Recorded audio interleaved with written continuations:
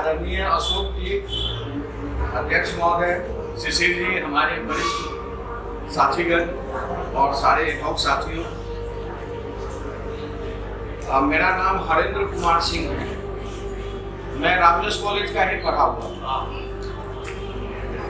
अभी मैं डूटा का एग्जीक्यूटिव मेंबर हूँ एनडीटीएफ से और एनडीटीएफ का सेक्रेटरी हूँ। तो आज का जो ये धरना प्रदर्शन है कॉलेज में, जो क्लस्टर प्रोग्राम है, अशोक जी ने भी कहा और शिशिर जी ने तो विस्तृत रूप से बताया कि इसका पर्पस है कि हमें मोबिलाइज करना है अपने कलीग्स को पूरे विश्वविद्यालय स्तर पर, और इसलिए डिफरेंट क्लस्टर में हम डिफरेंट कॉलेजेस में जा रहे हैं। हमारे सारे रिप्रेजेंटेटिव जा रहे हैं और डूटा के अध्यक्ष भी आने वाले हैं। अभी खालसा कॉलेज में है भागी जी, राजीव रे भी साथ है जो सेंट्रल टीम है, अश्विनी शंकर और भी कई लोग, वो सब लोग यहाँ भी आएंगे। 12 से 2 बजे का हमारा प्रोग्राम ये है। अब इसमें हम सबकी एक भूमिका है और वो भूमिका निर्णायक भूमिका होनी चाहिए और होने वाली भी है, ऐसा हमारा विश्वास है। देखिए, जब कलेक्टिव विल के साथ हम काम करते हैं तो कलेक्टिव प्रेशर भी बनता है और उसके बाद में निर्णय भी आते हैं और सकारात्मक निर्णय आते हैं। तो इसलिए बड़े ही सोच समझ के साथ, डूटा में आप जानते हैं कई तरह के घरे हैं, सब लोगों ने एक साथ, हम लोगों में वाद विवाद भी होता है, कई बार कहा-सुनी भी होता है, लेकिन मतभेद होता है मुद्दों पर, मनभेद कभी नहीं हुआ। और इसीलिए डूटा भारत की सबसे बड़ी, आप कहें तो एक जीवंत ट्रेड ऑर्गेनाइजेशन है, ट्रेड यूनियन। एक बार निर्णय हो जाता है तो हम सब लोग एक प्लेटफॉर्म पर और पूरे ताकत के साथ कार्य करते हैं। तो जो आप लोगों ने जिस आंदोलन के लिए आगाज किया कोरोना के बाद, रामजस कॉलेज का सबसे बड़ा श्रेय इसमें जाता है कि आपने हम लोग को भी वो जो है उस पैनिक बटन वो दबाया कि अभी आप बैठे हुए क्यों हो, कोरोना तो खत्म हो गया, अब डूटा सक्रिय हो जाए। और एडहॉक साथियों का जो मुद्दा है, और ये बहुत ही दिनों से लंबित मुद्दा है और सबसे महत्वपूर्ण मुद्दा है, इसको सबसे पहले लेकर और हमें वन टाइम रेगुलेशन के साथ डीओपीटी रोस्टर को फॉलो करते हुए एब्जॉर्प्शन करवाना है, without displacement, without replacement. GBM ने भी पास किया था पहले, बाद में उस समय कुछ कारणों से आपने देखा कि आंदोलन को भी स्थगित करना पड़ा, लंबा चला। लेकिन उस आंदोलन का एक परिणाम था, जो 4 दिसंबर का आंदोलन हम लोगों ने किया था, आप सबने किया था मिलकर, उसका परिणाम ये हुआ कि एक लेटर जो रिकॉर्ड ऑफ डिस्कशन के नाम से आया और कहीं न कहीं एक टेम्पररी रिलीफ हमारे एडहॉक साथियों को मिला।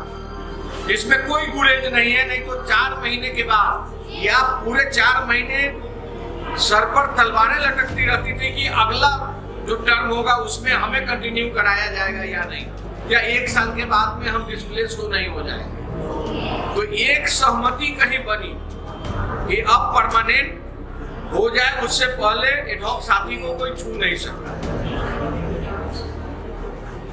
कुछ अपवाद हुए, चाहे रोस्टर के इशू पर या कुछ इशू पर, कुछ प्रिंसिपल्स ने बदमाशी की भी, कुछ लोग डिस्प्लेस हुए, बहुत कम संख्या में, लेकिन डिस्प्लेस हुए। तो इसको कैसे इंश्योर किया जाए? देखिए, कोई भी मूवमेंट चलता है वो स्टेप बाय स्टेप चलता है। हमारा फाइनल गोल एक ही है कि एक एडहॉक साथी को परमानेंट करवाना है, और इसका सबसे कारगर उपाय हो सकता है कि एब्जॉर्प्शन हो जाए। इसके बाद भी तो हम लोग मॉडलिटीज पर बात कर रहे हैं, कई इसमें भी इफ्स एंड बट्स आ रहे हैं, उसकी चर्चा स्पष्ट रूप से आपके सामने भी करेंगे और सबको जानना चाहिए इस चीज को।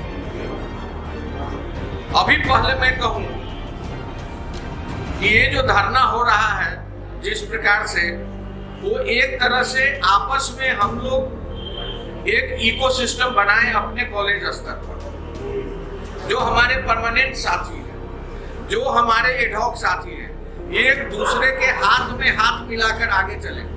ये समस्या एडहॉक की समस्या नहीं है, ये समस्या विश्वविद्यालय की समस्या है, हम सबकी समस्या है, इसको मानकर चले।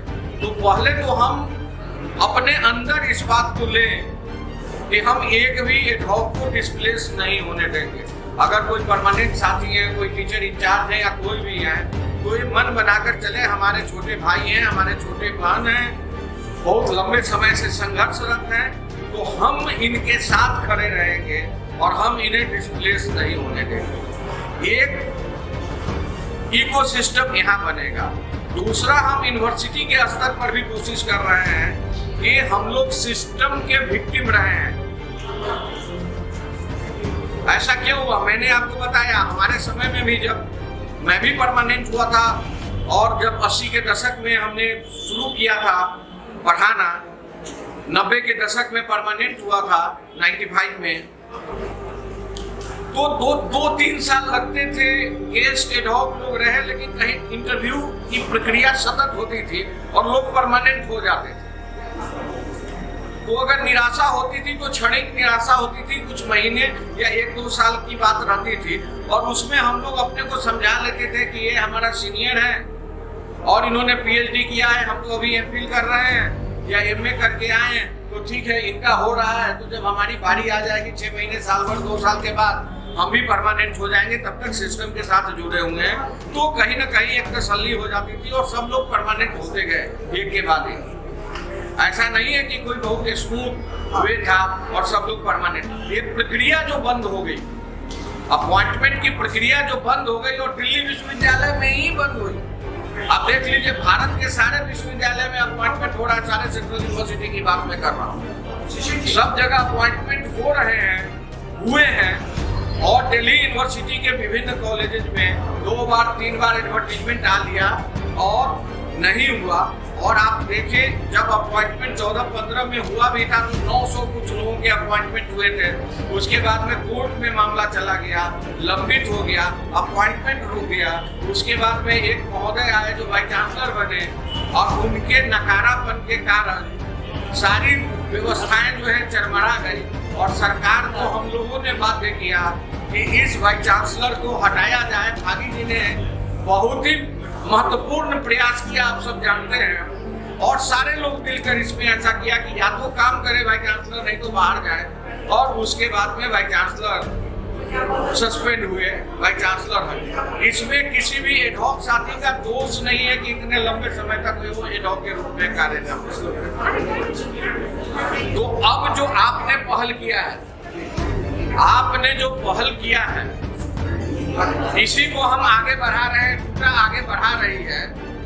निर्णय तो डूटा का भी था कि हम लोग अब एजुकेशन करेंगे, कोविड खत्म हो रहा है, लेकिन आपने इसको एक मतलब कि आप कहें कि एक तरह से प्रमुखता देते हुए और एडहॉक साथियों के वेदना को समझते हुए आपने डूटा में आकर अपने कलेक्टिव स्ट्रेंथ को दिखाया, और डूटा के सारे लीडर ने भी महसूस किया कि नहीं, अब जल्द से जल्द हम कार्यक्रम स्टार्ट करें इस इशू पर। और तब उसी क्रम में ये धरना का कार्यक्रम रखा गया है, और 31 मार्च को मार्च है, ये मार्च बड़ा मार्च होना चाहिए।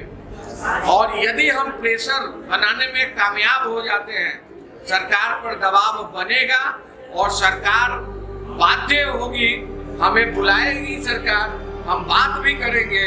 वैसे भी जो इन्फॉर्मल चैनल्स हैं, उससे भी हम लोग कोशिश कर रहे हैं कि टाइम ले मिनिस्टर से या प्राइम मिनिस्टर से, जहां भी लेना हो, और हम फिर आपके मुद्दे को पूरी तरह से रखें कि भाई क्यों एब्जॉर्प्शन होना चाहिए। ये विक्टिम है तो क्यों है, इसमें दोष इनका नहीं है, ये यूनिवर्सिटी प्रशासन का दोष है। ये इतने लंबे समय से ये हैं, तो सरकारों का दोष रहा है कि इतने लंबे समय से सरकारें जो थी, विभिन्न सरकारें, इनको परमानेंट क्यों नहीं किया गया। और आपके कॉलेज में जैसा जानकारी मिली, अशोक जी ने भी बताया कि तकरीबन 150 के करीब में एडहॉक शिक्षक है और 80, 85, 90 के करीब में परमानेंट शिक्षक हो। आप सोच लीजिए, कमोबेश यही हाल पूरे यूनिवर्सिटी का है, तो क्या विश्वविद्यालय एडहॉकिज्म के आधार पर चलेगा? So now DUTA is committed to come with concrete programs and then to bring about positive result. जैसा शिशिर जी ने कहा कि ये काम इतना आसान भी नहीं होगा, उसकी भी बात मैं कह दूं। हम लोग जब प्रेशर डालेंगे तो कुछ न कुछ मोडेलिटीज और एक कहीं न कहीं एक अंडरस्टैंडिंग जैसा इन्होंने कहा बन जाएगा और हम सब लोगों को रिटेन करवा पाएंगे। लेकिन एक जो समस्या है रोस्टर का वायलेशन कहीं, तो जहां रोस्टर का वायलेशन है, मान लो एब्जॉर्प्शन भी हो जाता है, निर्णय ले ले, रोस्टर का वायलेशन होगा तो वहां पर क्या किया जाएगा? कई लोग कोर्ट में भी जा सकते हैं। उसके लिए मोडेलिटीज डेवलप करना है कि हम किसी को डिस्प्लेस नहीं होंगे। तो हमारे पास जहां सेकेंड ट्रेंचे का पोस्ट नहीं आया है, उस पर भी हम लोग काम कर रहे हैं कि वो आ जाए। EWS का पोस्ट नहीं आया है, वो पोस्ट आ जाए EWS के। कोई मैकेनिज्म ऐसा डेवलप कर लेना है मिलजुल कर, प्रशासनिक स्तर पर सरकार से भी मिलकर और आपस में भी सब लोग बात करके मैकेनिज्म डेवलप कर लेना है और उसके बाद में एक को भी हटने नहीं देना है।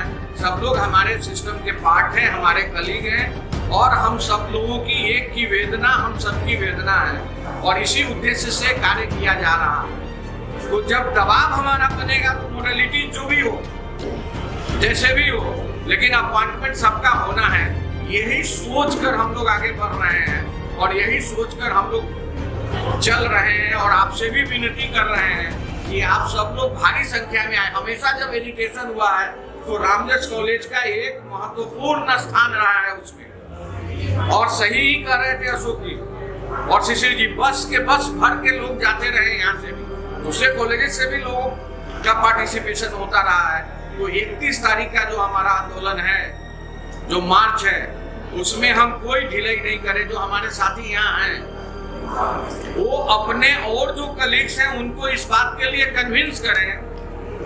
केवल एक आदमी या टूटा केवल अकेले कुछ नहीं कर सकता जो ऑफिस बियरर है। टूटा का मतलब हम आप सब हैं। टूटा का मतलब केवल एक ही भागी नहीं है। टूटा का मतलब केवल फॉरवर्ड प्रेसिडेंट राजीव रे नहीं है। टूटा का मतलब पूरा का पूरी यूनिवर्सिटी है।